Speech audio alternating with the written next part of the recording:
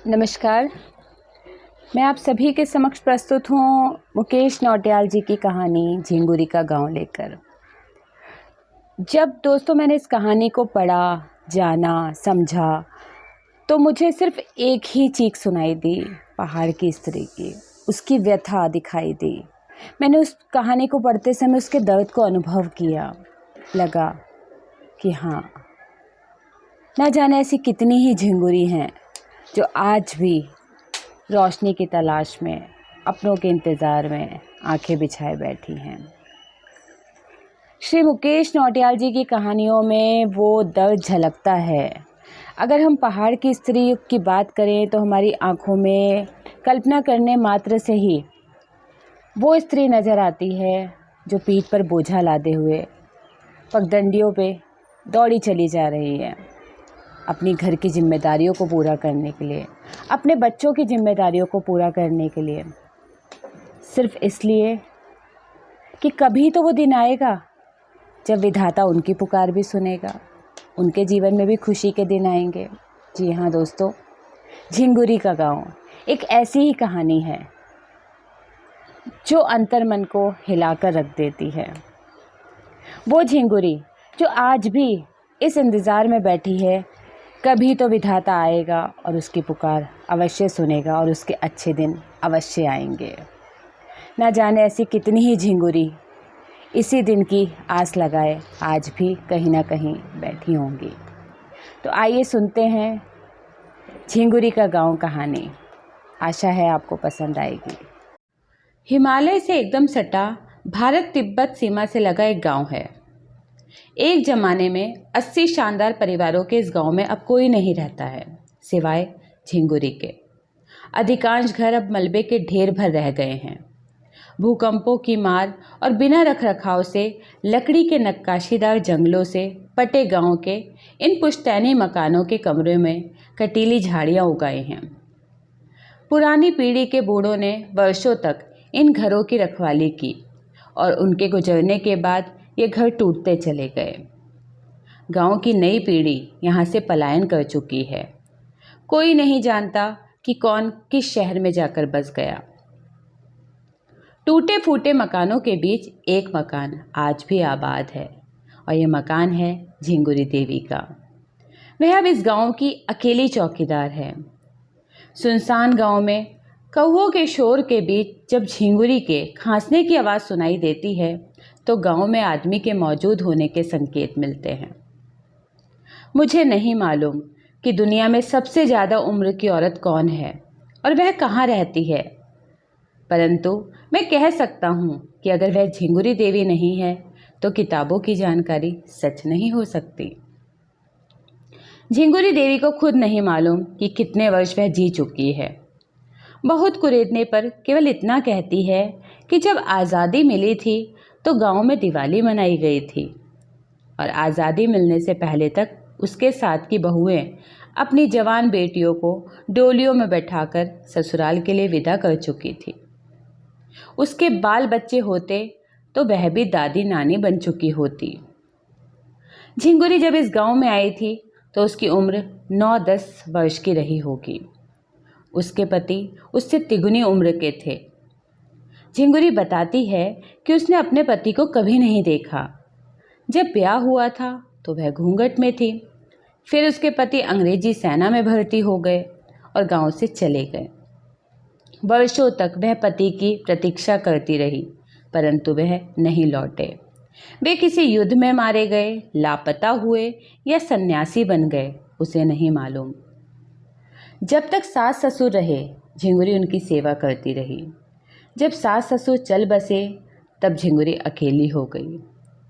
इस बीच गांव के पढ़े लिखे लोग गांव छोड़कर शहरों की ओर जाने लगे। वर्षों तक यही सिलसिला चलता रहा और एक दिन गांव लगभग खाली हो गया। बूढ़े लोग गुजरने लगे और कुछ अपने बच्चों के साथ शहर चले गए और गांव में बच गई एक अकेली झिंगुरी। गांव के प्रकांड पंडित महिमानंद शास्त्री से एक बार झिंगुरी ने पूछा था, बचपन से लेकर आज तक मैं विपदाओं में घिरी रही। पंडित जी, बाल्यावस्था में पिता का शोक, माता का शोक, युवावस्था में पति का बिछोह और अब ये अकेलापन, क्या मेरी किस्मत में दुख और वेदना ही लिखी है? महाराज, मैं उम्र भर रोती ही रहूंगी, मेरी गति यूं ही रहेगी क्या? तब पंडित जी ने कहा था, अच्छे बुरे दिन सभी के आते हैं बहू, सुख दुख रात दिन आते जाते रहते हैं। जो हंस रहा है वह कभी उदास था, और जो उदास है वह कभी खिलखिलाते नहीं रुकता था। यही विधाता की व्यवस्था है। यह सुनकर झिंगुरी ने पूछा था, लेकिन विधाता का ये कैसा न्याय महाराज? आधी उम्र बीत चुकी, आज तक मुझे कोई सुख नहीं मिला। विषाद वेदना और बिछोह के अलावा मुझे क्या मिला? सुख का एक कतरा भी नसीब में ना रहा। विधाता कहीं मिले तो मैं पूछूं, मेरे हिस्से ही समूचा दुर्भाग्य क्यों दे दिया? मेरा अपराध क्या है? उसकी बात सुनकर पंडित महिमानंद शास्त्री गंभीर हो गए। झिंगुरी की शिकायत न्याय संगत थी। उसकी पीड़ा से वे भली भांति परिचित थे। उन्होंने झिंगुरी को एक कथा सुनाई जो उसे आज भी अच्छी तरह याद है। पंडित जी ने कहा था, विधाता ने आदमी बनाकर धरती पर छोड़ दिया। उसको लगता था कि आदमी हमेशा प्रसन्न रहेगा, पर ऐसा नहीं हुआ। विधाता ने देखा कि कुछ लोग हंसते जा रहे हैं, जबकि अधिसंख्य लोग रो रहे हैं। कष्टों और पीड़ाओं ने ज्यादातर लोगों का सुख चैन छीन लिया था। विधाता ने कारण ढूंढना शुरू किया। मालूम हुआ कि आदमी की दुनिया में शोभ और विषाद बहुत ज़्यादा है, जबकि सुख बहुत कम है। कुछ लोग दुनिया में सुख समृद्धि और संपन्नता लेकर आते हैं, जबकि अधिकतर कमी अभाव और दुख की गठरी लाद कर आते हैं। विधाता को अपनी रचना अन्यायपूर्ण लगी। न्याय का तकाजा यह था कि सुख दुख समान रूप से सभी के हिस्से आएं। फिर क्या था? विधाता ने तय किया कि वह प्रत्येक आदमी को बिना भाग्य के धरती पर भेजेगा। धरती पर अवतरित होने के बाद ही वह आदमी को समय अनुसार सौभाग्य और दुर्भाग्य आवंटित करेगा।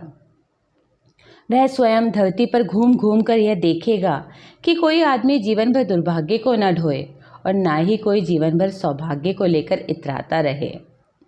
तब से हमारी दुनिया का प्रत्येक आदमी सुख के साथ दुख और दुख के साथ सुख लेकर धरती पर आ रहा है। यह ना समझो कि तुम केवल दुर्भाग्य लेकर आई हो। इन दिनों को सौभाग्य की आशा में काटते चलो। रात बीत जाने दो, सुबह ज़रूर आएगी। देर सवेर तुम पर भी विधाता की दृष्टि पड़ेगी, आशा बांधे रखो। इस कथा को सुनाने वाले पंडित महिमानंद शास्त्री को गुजरे भी एक जमाना बीत गया। उस अकेले गांव में बूढ़ी झिंगुरी इस आशा में आज भी जी रही है कि कभी तो वह दिन आएगा जब भाग्य बांटने वाला विधाता उसकी सुध लेने आएगा। पता नहीं इस उम्र में अब उसकी कौन सी अभिलाषा बची है। अब दिन फिर भी गए तो उसके किस काम के। एक सदी तो अंधेरे में बीत चुकी। इन अंधेरों की वह अभ्यस्त हो चुकी है। अब बचा क्या है कि विधाता से मांगा जाए। अनेक प्रश्न एक साथ मेरे अंतस में गूंजते हैं। झिंगुरी से पूछ बैठता हूँ, अब विधाता ने आपकी सुध ले भी ली तो क्या मांगोगी? मेरे प्रश्न को सुनते ही वह अवाक रह जाती है। शायद यह प्रश्न उसके मन में आया ही ना हो। कुछ देर तक चुप रहने के बाद वह कहती है, मेरी आंखों की ज्योति गए वर्षों बीत चुके हैं। मैं पूरी तरह अंधी हो चुकी हूँ। मैं इस गांव में तो रहती हूँ, पर वर्षों से अपना गांव नहीं देख पाई। मुझे नहीं पता कि शंभू सरपंच की शानदार हवेली खड़ी है या टूट गई। खंपा सेठ के मकान की बस्ती में चर्चा हुआ करती थी, लेकिन अब वहाँ से भी सियारों के रोने की आवाज़ें आती हैं। मेरी अभिलाषा है कि दुनिया से जाने से पहले एक बार अपना गांव देख लूं। इस गांव का चप्पा चप्पा छान लूं। देख लूं कि मेरे साथ मेरा गांव भी सांसें भर रहा है या लोगों के साथ वह भी मर गया। गांव अभी जिंदा है ताई, वह सांसें भर रहा है। मैं देख रहा हूँ कि घर जर्जर हो चुके हैं। उनके ओबरों पर उगी बिच्छू घास छतों को फाड़कर आकाश की ओर बढ़ रही है, लेकिन इसके बावजूद गांव जिंदा है और तब तक यूं ही जिंदा रहेगा जब तक तुम्हारी खांसियां यहाँ गूंजती रहेंगी। अंधी झिंगुरी को दिलासा देते हुए मैं कहता हूँ। मेरी बात पर उसका मुख खिल उठता है। मोतियाबिंद से पटी उसकी पुतलियां चमकने लगती हैं। उसकी प्रफुल्लता के साथ ही जैसे समूचा गांव झूम उठता है।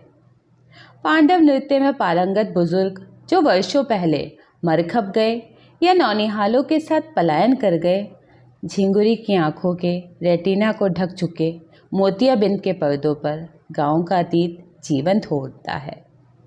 वहाँ प्रवचन करते महिमानंद शास्त्री दिखते हैं और शंभू सरपंच के चौक पर जुटे पंचों की चौपाल नजर आती है। झिंगुरी की अंधी आंखों में पूरा गांव उतर आता है। धान कूटती तरबतर भीगी पहाड़ने और ढोल की थाप पर चैती गाते गवैये, पनघट पर जमी औरतों की चुहल और सरपीली पगडंडियों पर बदहवास दौड़ते नौनिहाल। झिंगुरी की आंखों में उतरे गांव को अपने अंतस में कैद कर मैं वापस अपने शहर लौट आया हूँ।